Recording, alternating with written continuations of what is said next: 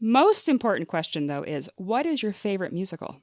Oh my God, that's a tough question. I know. So I am a huge musical theater nerd. I Me did too, a lot of musical Grace. theater. Me Oh too. my God, I feel like Yeah. I feel like there's synergy here. Yeah. So I have a bunch, but I will say like what has my heart right now is of course Wicked. Ah, And so I was a huge fan of Yes. the Broadway stage play, and Yep. then when I learned about the reboot, I mean, I damn near lost my mind. And it's incredible, and I'm so excited for the second one. I can't even tell you. did you go opening night to the movie? No, I didn't actually. I don't know what was going on. Probably because it came out when I was still in school. So I literally, yeah. life was a blur Yeah. between classes and work. But as soon as I could We'll hit the allow theater, it. I got to We'll see it. allow that this time. But the second part, I know. opening There's no night, excuses Grace. now.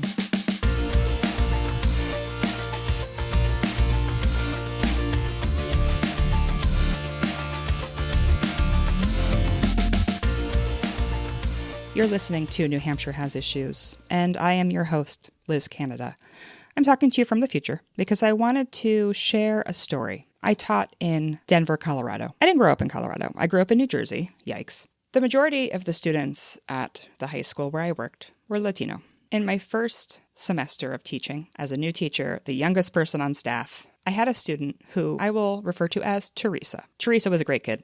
Perfect grades, always willing to participate, which in a high school English classroom, what a dream to have a student who wants to participate regularly, raise her hand, read out loud, all of that. At the beginning of every class, my students would come in and they would get their journals and they would respond to a prompt that I had on the board.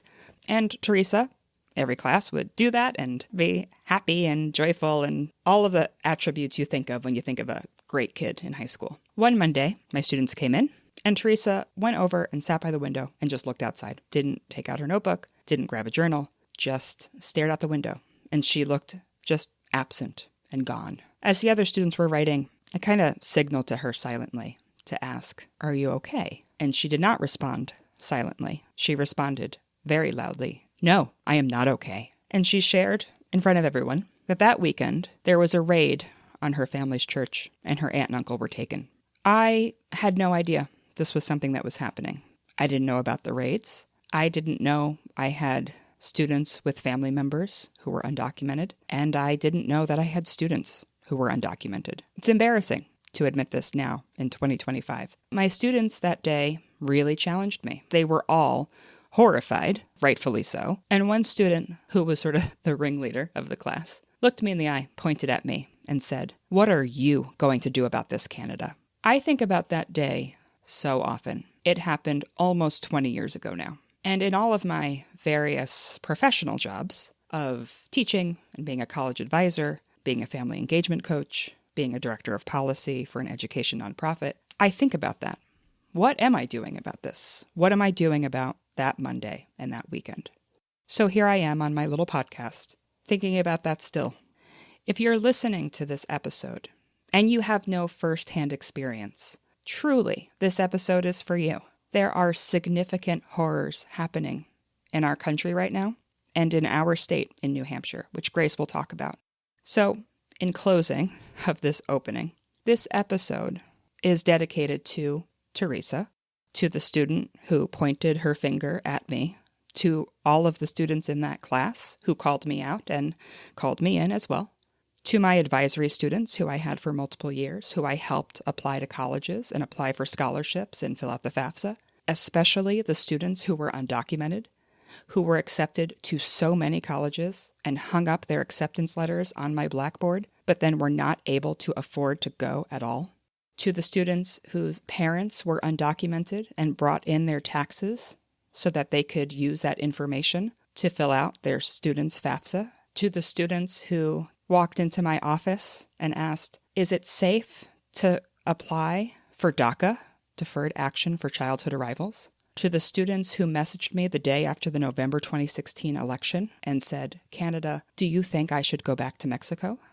To the student whose father worked 80 to 100 hours a week so that she could continue her college education that they would pay out of pocket.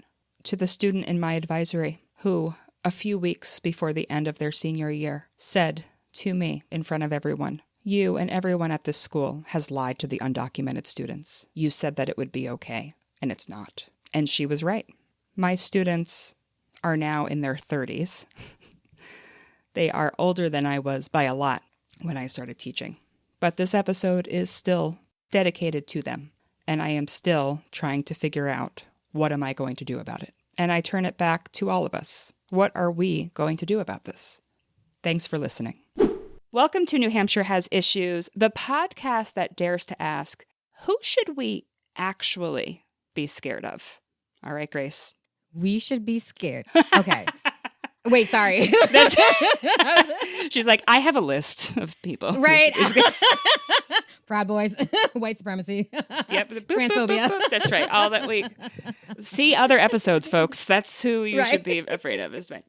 All right. So, Grace, what is your tagline? My tagline is, how do immigrants make New Hampshire and America great? Woo-hoo-hoo.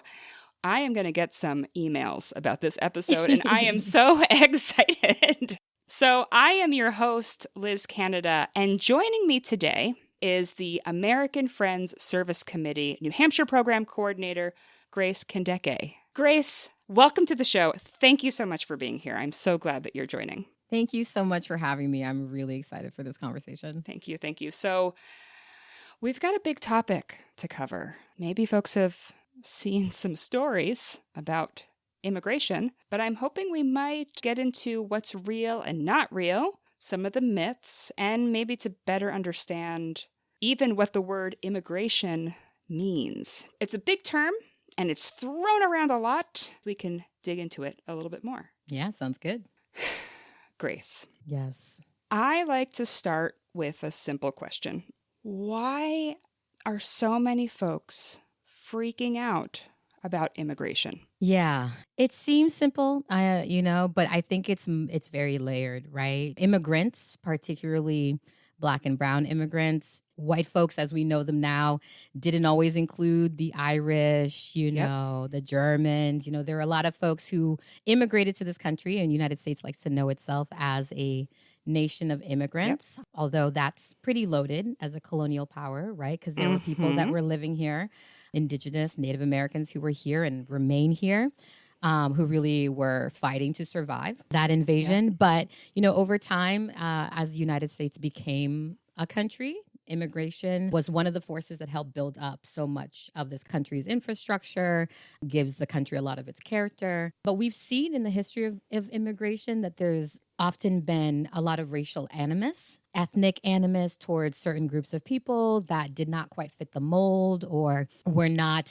easily accepted by, Americans who were here. So we've seen there's been a long history of freakouts over immigration. One of our pieces of immigration history is that one of the first immigration policies was the Chinese Exclusion Act.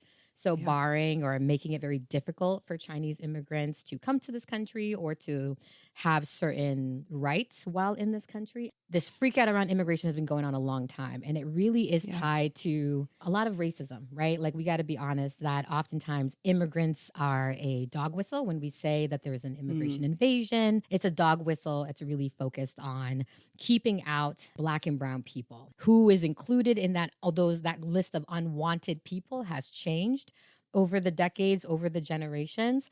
But unfortunately, it has often been used as a scapegoat, immigrants coming into our country as a scapegoat to blame the ills of our society, the real difficulties and economic insecurities and challenges that Americans are facing that are the fault of the way our systems are structured to preference those who are already wealthy and have the means, while taking away over and over any types of supports or undermining any sort of social welfare infrastructure that we have, because we have this belief that underscores our policy making that, you have to pull yourself up by your bootstraps, which is actually impossible.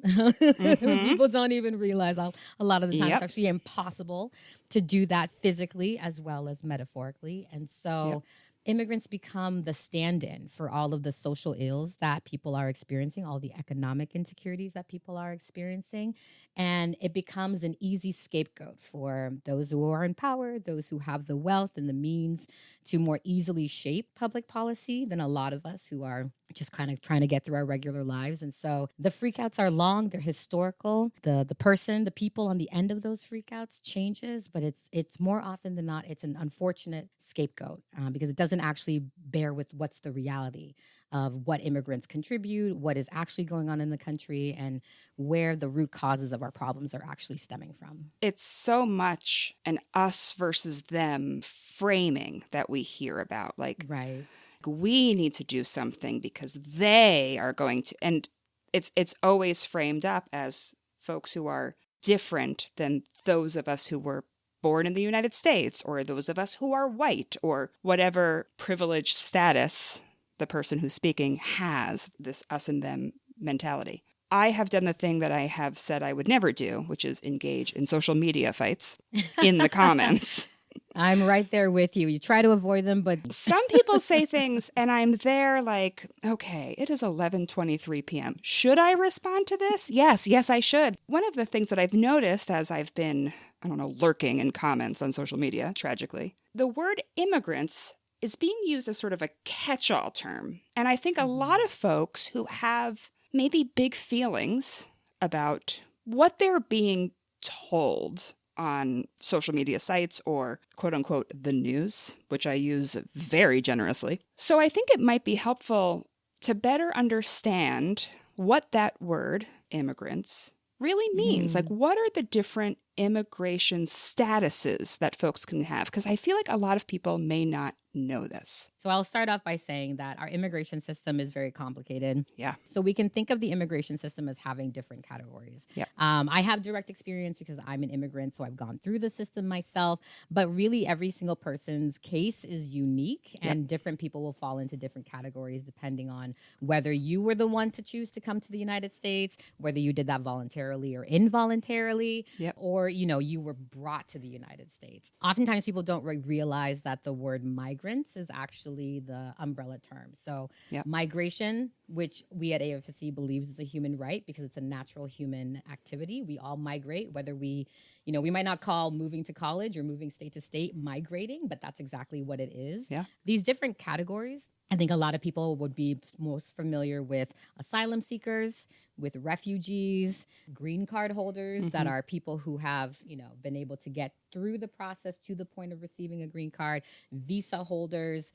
So there's different ways you can come into the country. You can come in by going through either a refugee resettlement program if you are experiencing violence or conflict in your home country and you have to flee and you're able to get in touch and get in contact with those refugee services that are overseas in different countries all over the world. Literally, we have people who have walked to the southern border or to the northern border and attempt to cross and seek asylum. Asylum is a protected class that allows people who are fleeing, who are not able to access refugee services for whatever reason, who are so desperate that they need to leave and they need to either walk or fly or bus or however they can to get to the U.S. border. And once you get on U.S. soil, you can claim and ask for asylum. And that's a process that starts once you arrive, as compared to the refugee category, which starts usually outside of the country. You can come on a visa. So in the situation, my personal situation, I came in on a visa as a dependent of another visa holder because I was a minor at the time. Those visas can be temporary. They can be a student visa. It can be a tourist visa. But not all visas have a pathway to citizenship. Right. So in order to become a citizen, you have to be able to get a green card, and not every visa category allows for that pathway to a green card. But for instance, with a refugee or an asylum seeker, that is a pathway to a green card, but you still have to go through that process first. For a visa holder, for instance, that work and that processing started outside of the country. So my mom did all the paperwork in Congo before she came to the United States. But it could also start when you're here, like I said, with that asylum seeker. So that's just some of sort of the broad brush categories. Immigrants are people who migrate to a country and then decide to stay. Right? So we have temporary workers who would be considered migrants, but not immigrants. So we have people who seasonal workers, people who work up here in the Northeast on some of the dairy farms, including the dairy farms farms that supply the milk at our local Hannafords. We have people, people that I think most people, when they think of migrants, can think of a lot of our vegetable and fruit pickers out in California and in the Texas area. So there are these temporary categories that people can come in with the express purpose of working and then returning. And I think one category that people don't always realize is that, like, depending on how much money you have,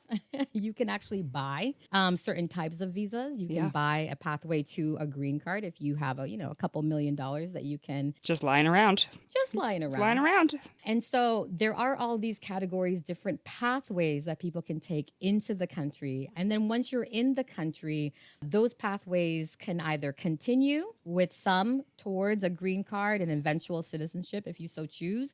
Some of those categories are temporary, and unfortunately, people then fall out of status. So then you have situation, or they enter into the country. Maybe they bypass ports of entry for whatever reason, and they cross over, and then they cross over without any inspection, so they don't have any status to begin with. Right. And so you then have, we're talking millions of people in the United States, both documented, legally documented, and undocumented people, but all of them have come in with different pathways. So it's complex, but those are just some sort of like the broad brush types of categories that people can come in on.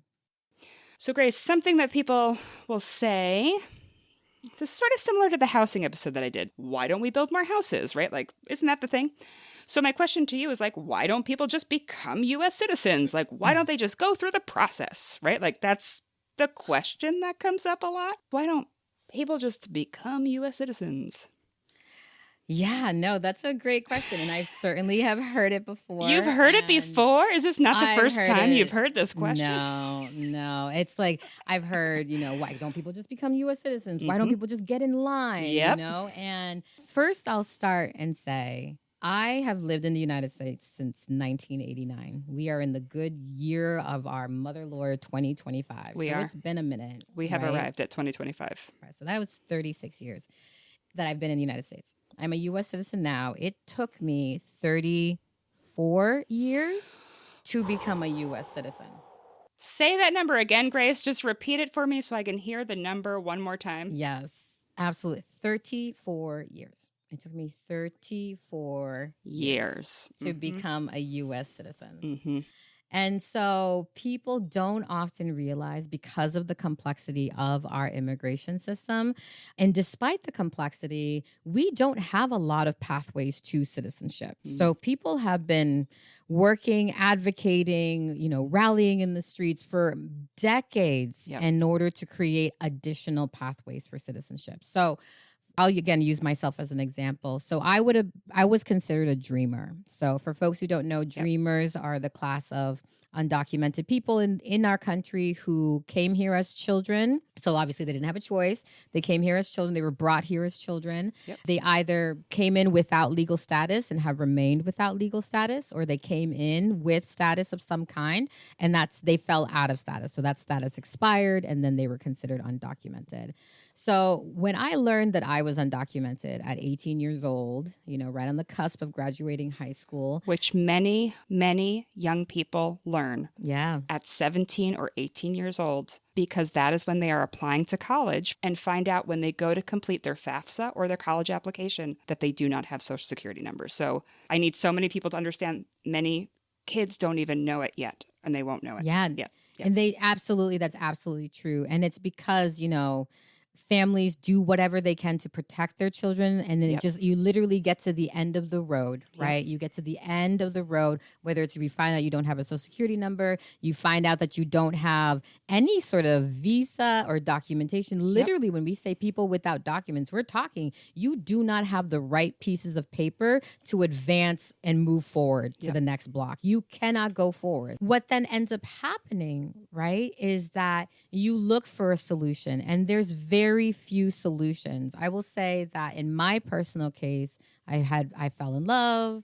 I got Love that. married, and Great. right. Yeah, and that's that's some people are able to take that pathway. I was able to adjust my status through my marriage. I happened to fall in love and marry a U.S. citizen. If I hadn't, we would be having a different story. Yep. But the reality is that if I had not adjusted my status with my spouse, I would actually still be in a situation where I would still be on DACA, which is Deferred Action for Childhood Arrivals, which is a type of temporary protected status. It doesn't give you a legal status, but it does enable you to have authorization to work. It does deprioritize you on the deportation list, but it's not a secure status. It is simply one that kind of just keeps you going just enough to survive. And so it goes to show, like just to using the example of my experience, that there are not pathways. For me, for instance, if I had not adjusted status through marriage, I had no other pathways. Nothing else exists within this current system that we have that would allow me to regularize my status. And that is the case for many, many people. So you have categories of people who come in, or you have groups of people who come in under different categories. And it's like you do get into line, right? There's different pathways to enter into the United States. You get into that line, and it's like you get into that line and then you meet a cliff edge, and there is nowhere for you to go. You can't go forward, you can't go left, you can't go right. You could maybe try to go backwards if you're one of the lucky few who might be able to return to their home country if the circumstances are safe enough, secure enough, and you have the means, right? Many people don't. And so we simply do not have the lines that people can get into. And the way that we create those lines is through policy. It is our Congress that decides immigration law. And what we've seen, especially over the last several decades, is what policy changes have been made is to increase detention and deportation, right? It's to increase enforcement, not to increase pathways for people to actually adjust their status, change their status, regularize their status, because many people want to and they're trying to. And even for those who can, right, for the few who can, the courts are so backed up. Our immigration courts are overwhelmed. We have people who are waiting decades. Literally decades. Literal decades, right? Grace is not an anomaly in this situation. No, it's such an important emphasis to make that it does take decades. And there are people that are still waiting, right? Yeah. They're still waiting for a hearing. They're still waiting for a response. We have people who have filed in the 90s who are still waiting, in the 2000s who are still waiting. What we prioritize, what we pay for is what we value. And what we see is there's not enough money. There's very rarely, there's billions, and God help us, there's now billions more in this big, horrible bill. Gives even more billions of dollars to the enforcement agencies under the Department of Homeland Security, but gives nothing to USCIS, which actually is that arm of the agency that does process a lot of these immigration cases, right? Where people are trying to regularize their status. So we always seem to have money for police, for jails, prisons, detention centers, for agents, but we never seem to have enough money. We have enough money to build a detention camp, a concentration camp in Florida in a matter of weeks, but we don't seem to have enough money to pay officers to process people. We don't seem to have enough money or will to create pathways for people to regularize. And when we do have policy proposals that have been brought, whether that's the DREAM Act or a pathway to citizenship through changing the registry date, we get those policies shut down, not only by Republicans, will I say, from Democrats themselves, even our own federal delegation. Sometimes not supporting specific pieces of legislation which would enable broad swaths, millions of people to actually be able to regularize their status. So it's not that the ideas aren't there. It's not that the pathways haven't been created, but over and over, our government doesn't invest in them. I really liked the sort of analogy or maybe just the visual description that you gave, because people do say like they should get in line. You can get in line and there's no one to process you forward. There's only money to detain and to move them into detention centers. And that is atrocious. It is absolutely horrific that is how we are prioritizing our money, our time, our people. Grace, thank you for pointing out that none of the money is going towards helping folks do the thing that people say that they want, which is to move forward and to, quote unquote, get in line.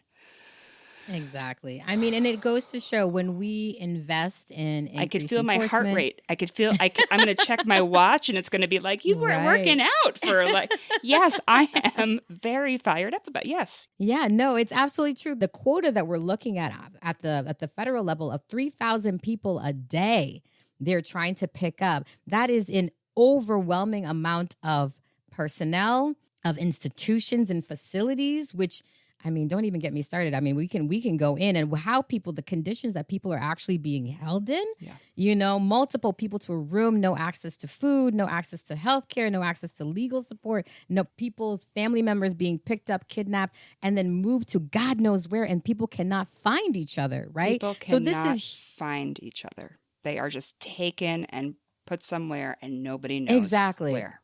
Yeah, exactly. And we're just investing in this and in strengthening and increasing and building out this horrific, violent infrastructure. And celebrating it and saying that this is what our country or our state should be doing. And it is atrocious that is what is happening. And some folks, some listeners may not know that New Hampshire actually does have a couple of detention centers. So we have the FCI Berlin, which is a federal prison, which is right now holding about 300 people in pretty deplorable conditions, right? We have advocates and community members seeking a way to increase the oversight, especially from our federal delegation, on this facility, because people are not being able to access those basic care needs that I just listed out. They don't even have consistent access to a phone to talk to their lawyer, to be able to have their loved ones reach them. And they're in a very remote part of the state, right? We also have the Stratford County Jail, which thankfully we have a wonderful volunteer-run visitation program that AFSC co-runs,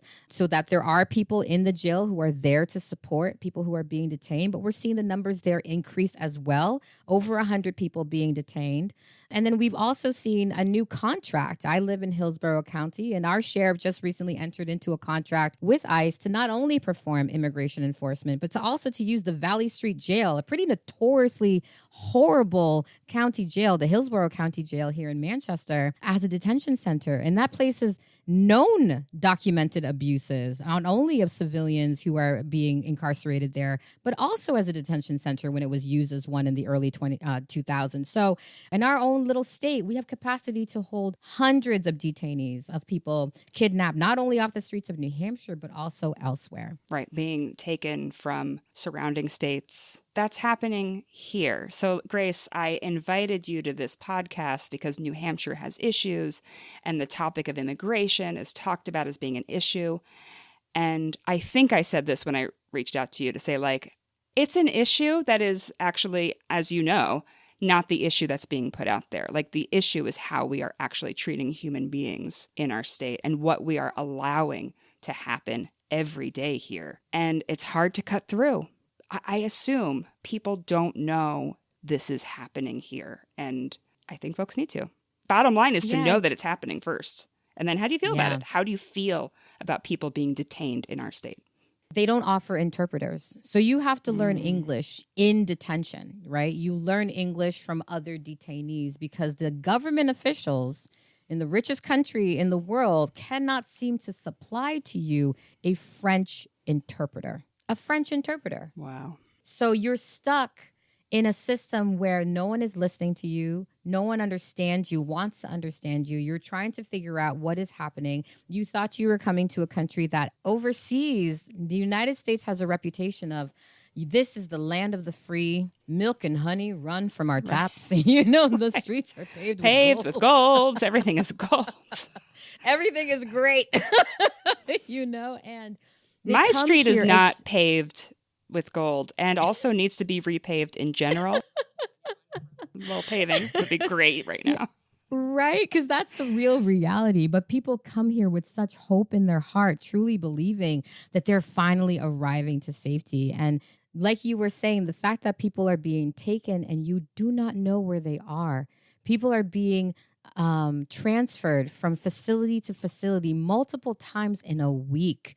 Days go by and family members have no idea where their loved ones have gone. And the fact that now part of our deportation policy as a country is not only do we just get people out, now we're sending them to prison camps. because that's what those are. They're sending them to prison camps in other countries, Yep. right? Because we like to export as a country. The United States likes to export our immigration policies to other countries. We like to use it as a negotiating tactic to get other countries to adopt the same horrific policies that we have. Otherwise, we'll bully them into compliance, right?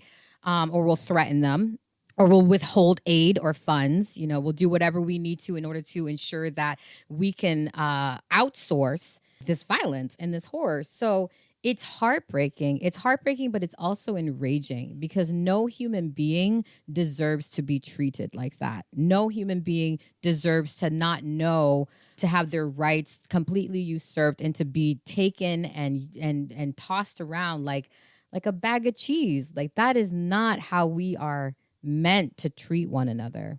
All of these folks are people. They are human right. beings.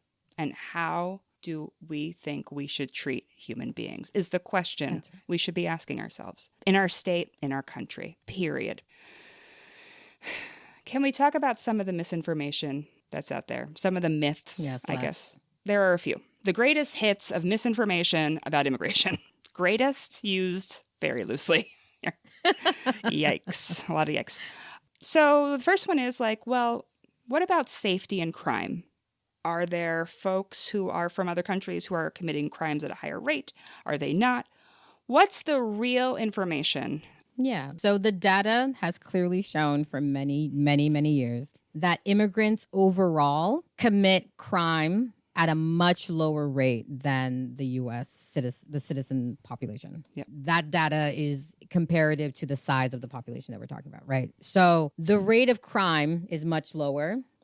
So that in of itself is a myth. This belief that immigrants commit crimes at a higher rate than U.S. citizens is not true.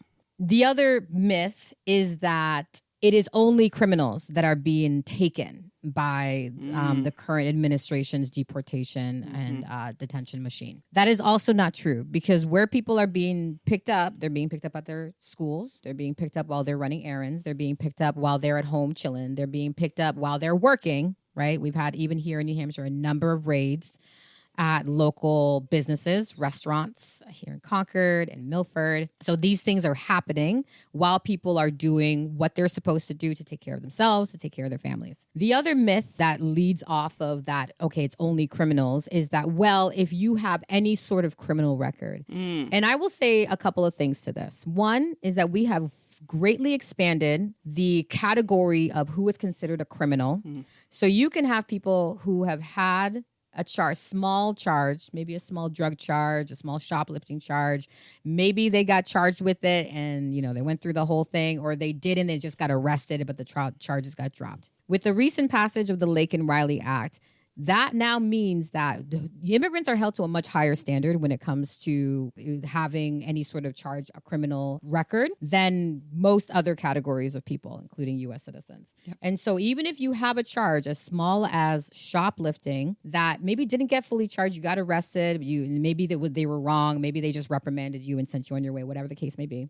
Essentially, it's a one strike against you. Any sort of interaction with the criminal legal system for very low level crimes is considered a huge red mark against you, and it can be used to justify any denial of relief or your eventual detention and deportation. I think it's so important for us to see how even the categories of what is considered criminal, who is considered criminal, have expanded greatly. We know that our criminal legal system is racially biased. It has been, because we see the data, we see how it is skewed, that we have more people of color, more Black people, compared to how many of those people are in the general population. So it's like the population of jails and prisons is like 40% Black men, but Black people, half-ish of them are Black men, are 13% of the population, right? So we see that even in New Hampshire, we have racial disparities in who is arrested, who is incarcerated. So we know that whenever we expand the categories of criminalization of who is considered a criminal, that creates a wider net that is used against people of color more often. than it is against white people. Not to say that it doesn't also hurt white people, because it does, because these are not fair designations or ways of pulling together who can stay and who cannot stay, right? Who should be able to regularize, who should not be able to regularize. And so we have these categories of criminalization: who is considered a criminal, what is considered a criminal act, and a standard of being held that immigrants are held to that is as an unfair standard. They're coming for the immigrants now, and then later they're going to come for us. And not that much later, everyone. Right. It's happening in real time right now. And the democratic institutions are being chipped away right before our eyes. And what we keep getting is all of this blame on other individuals instead of the folks who are taking the power and using it against all of us. Maybe you see the target being on immigrants, but it will be wielded against everyone else. That is what happens historically. We've seen it time and time again. Even though I haven't been in a social studies class since junior year of high school, I know that this is the trend. This is what happens. All right, so safety and crime, Grace, you're saying we've been misinformed. I'm hearing from you a little bit. Unfortunately, yes, exactly. Like, there are real issues that people are experiencing when it comes to safety and security in their communities. It's so important to remember that if we actually dealt with the root causes of why those things are happening, right? Yeah. People hate the fact that they see, homeless people on the street. Just give people housing. Then you don't have homeless people on the street. Make housing affordable rather than criminalizing people for either doing what they have to survive or doing things that they have to in order as a response to their poverty or their marginalization. All of these issues, they are all connected with one another. Absolutely. Absolutely. Okay, well, what about, Grace? All right, here's another one. What about how folks who are immigrants, are they taking services away from U.S. citizens? Have they gathered up all the services and taken them for themselves? No. That's what I hear. That's what I've seen on the social media. Oh, God, it's so heartbreaking because two things, right? One is most immigrants do not qualify or not eligible for certain social services. Yeah. Certainly, there are circumstances if an immigrant parent, documented or undocumented, has a U.S. citizen child. If that child has a disability, they might be able to access some services as the parent and guardian of that child in order to ensure that that child has what they need, right? Most immigrants are not eligible for any sort of social service or welfare unless we're talking like somewhat special circumstances. What we've also seen is a systematic defunding of our social services, of our social safety net, which, again, we live in the richest country in the world. We do. And yet we somehow cannot seem to manage to feed, clothe, support, house all of our people. And we absolutely have the means to. We spend billions of dollars and we're spending billions more. And that billion isn't nothing. It's not a pocket full of pennies, right? Those are all of our collective tax dollars going to be used so that wealthy, powerful, mostly men can play war games and make a profit. We have this situation, this idea of scarcity. We don't have enough, right? And what little we have is being eaten up by people we don't want to be able to access it, right? So we then end up turning on each other, right? Like crabs in a barrel. We turn on each other. We're fighting over what little resources there are. We're getting angry and frustrated because we can't access what little resources there are. But we don't stop for a second and look up and go, who's pulling the strings on this? Where are the crumbs coming from? Because last time I could tell, we had enough for a whole cake. Why are we fighting over crumbs? I want a piece of the cake. It's the choice, the conscious choice to not do that, which is why we're here. All right, so Grace, you're saying that immigrants haven't collected all the services for themselves. They haven't taken them all away. Okay. What about colleges? What about folks who are getting into college? Are they taking seats from U.S. citizens? God, no. It breaks my heart that this mythology, and I know one of the someone said a thing. Someone said a thing somewhere. Right. It's impossible to know. for me, it's enraging, right? Because it is unfair, it is wrong, and it is incredibly dishonest to make that claim that immigrants are coming in, they're stealing college seats that would go to a U.S. citizen. I mean, first of all, everybody has to apply and get chosen. Let me explain the college application process. You do have to actually apply to the school. Step one. There are minimum qualifications you have to meet. Everybody. There is still a process. There are still requirements to get into a school. Exactly. And you still have to meet them, right, regardless of what your status is. I think it's also so important for us to interrogate the underbelly of a comment like that, right? Because when you say, when immigrants come, they're taking seats away. So what you're saying subconsciously or subliminally is that immigrants are not as smart or as qualified as U.S. citizens. And so therefore, U.S. citizens are being discriminated against. But I will say that the reality is that there are different standards that different people are held to. And something that I grew up hearing, I think a lot of people of color are familiar with this, is that you have to work twice as hard, 3 times as hard, 4 times as hard to be able to get to the same level as your white counterpart or white peer. My own story when it comes to college is a good example of this. I was in the top 10% of my class when I graduated high school. Hey. Shout out to all the gifted children from the 90s and early 2000s. They are. We see you all. We see you all out there. How's the anxiety? Is it good? It's high. It's high, if I'm being honest. It's right? high. We self-medicate using a variety of things. The heart rate is up and down. It's a whole thing. Exactly. I was in the top in my class. I got into school and I was not able to continue. It took me 20 years from the year I graduated high school to now to receive and earn my bachelor's degree. Yeah. First of all, congratulations, by the by. Let's give you the kudos that you very much deserve. Congratulations on that. Thank you. Thank you. I'm deeply grateful, very proud of myself. It's incredible.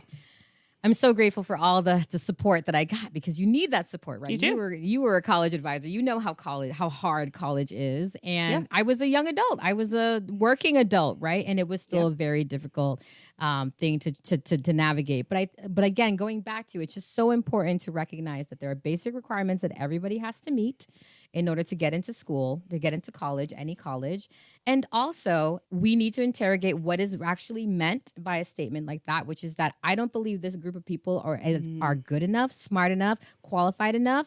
And then thirdly, again, we have to interrogate this idea of scarcity, that there is not enough for everyone, that there's not enough colleges so that everyone who wants to go to college can go to college. When we don't take into consideration, well, why can't people access college? I bet you it's not because Juan or Armando or, Dream or Favor or Romeo is taking your college entrance, right? It's because are there enough funds to support students to be able to go to school? Are there enough academic supports to help students who want to go to college know what to do? Do we have the structures and the infrastructure in place to truly support students, regardless of their status, to be able to meet their college dreams? Not why is one person getting in and the other person isn't getting in? I mean, come on. Grace, funny story. The budget that passed in New Hampshire actually cut funding from higher education. So it seems a little bit weird that we would be critical of who is going to college and saying that our U.S. citizens should get into those schools and then give those schools less money. Weird. Right. And now they have to increase tuitions. And that is a pretty huge barrier as to who can actually go to college. Is can you afford it? Mm-hmm. Can you pay for college? Just a deep sigh. All right, so immigrants are now taking the seats from students at college. Okay, so far I'm 0 for 3 is what I'm hearing here. Not a great record. Tell me the positive ways that immigrants contribute to New Hampshire, to our communities, to our lives every day. Absolutely. I mean, immigrants contribute in so many ways. People often start with the the contributions to the workforce. A big portion of our direct care workers who care for our loved ones with disabilities, our loved ones who are aging, our elders in nursing homes. A lot of those folks are themselves immigrants, right? So we have huge swaths of our workforce, our caregiving workforce that are immigrants, as well as our service workers. I mean, no single person is an island. This whole mythology of individualism that our country purports and builds entire monoliths on top of is wrong. We are an interdependent species. We always have been. Nothing you are wearing, eating, sitting in on was built by one person. You didn't build it. There are invisible hands all everywhere over our lives, everywhere, right? From like I said earlier in the show, from the milk you buy at Hannaford, that milk was milked by immigrant hands. From the loved ones you have in a nursing home, they're being cared for in the hands of immigrants. But it goes beyond that too, right? It's not just what immigrants contribute monetarily, although immigrants pay billions of dollars in taxes, both undocumented and documented immigrants. Just for the sake of the podcast life, can you say that one more time for the people in the back of the podcast? I would be happy to. Immigrants, both undocumented and documented, pay billions of dollars in taxes. Mm-hmm. Billions. I paid taxes when I was undocumented. I filed that IRS tax report every year, and I paid my share of taxes, as so many other people do. Yep. It is absolutely financially that immigrants contribute. They contribute to our social fabric, our social networks, but they also are our loved ones. They are our family members. So often, I think people who are in this country, have maybe been here for generations, were born here, forget their own immigrant background themselves. Right? Yeah. Unless you are Native American, everybody came from somewhere. Yes. And maybe one portion of your family is Native American, but the other portion is from Ireland or Wales or shout Cameroon. Out to me, I guess. Right? Okay, exactly. Grace. A little on the nose there, but yes. I could just tell. I know, it's the complexion, it's the sunburn, it's the freckles. Yeah, totally. So it's just, we forget our own immigration stories, our own immigrant histories. Our histories, our communities are interwoven with one another. So when you were talking about that, like intersectional overlapping, that can also be seen in our relationships, right? Immigrants are our loved ones. They are our neighbors. They're our colleagues. They're our child's best friends. They're our spouses. They're our partners. I mean, they are part of our families and communities. And so behaving as if immigrants are this separate other completely erases the interwoven ways that we are in relationship, either through our own history and or through our relationships with immigrant people. And there are those real financial, monetary, social fabric contributions, but it's also just recognizing too, there's the contributions in culture, in flavor, in seasoning. It adds, it enhances how we are and who we are. And pretending otherwise just does us all a huge disservice. I'm so glad you came on the podcast, Grace. Thank you. Thank you so much for putting up with the myths that are out there and answering those questions and walking me and a listener through what the reality is, what's actually true, and giving the space for folks to hear it and sit with it and process it. I have learned a lot in my journey, and I am always learning because that is my job. We have to keep learning. I will never understand what it is like for somebody who has gone through the process of becoming a U.S. citizen or is an undocumented individual or has a green card, whatever the status is. I will never understand it, but I can try to learn more, to educate myself, to be better, and to do better. You know what we didn't talk about, Grace? Sanctuary cities. I'm going to have you back to talk about sanctuary cities. I think absolutely, because the anti-sanctuary cities laws that were passed just in this session, as well as multiple counties and municipalities entering into 287G agreements. Yeah. I mean, we're seeing in real time that deportation and detention, mass deportation infrastructure getting built within our own cities and counties. And it's Those are our public dollars, y'all, and there are better ways to use them. So yeah, let's talk about it later. We are in the worst version of the multiverse right now, thinking about all this. We are, but you know what? It's also such an incredible opportunity for us to actually exercise our power. I mean, more so than in any other moment are we seeing just how impactful it can be when people and communities rise up together. So this is our opportunity to do that together. Exercising, it's not just for CrossFit for me in the morning. It's also taking action in other ways. You don't just have to do wall balls. You can also... Squats and calls. Yes. Don't give my coaches any ideas, Grace. Be like, all right, you want a phone bank? Let's see 150 squats.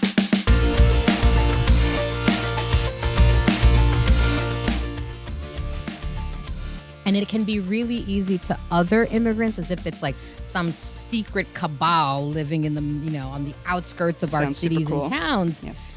I mean, apparently I don't get the newsletter, but I hear it's a good one. I get my own newsletter, as we all know. The agenda that we send out weekly, but it's different.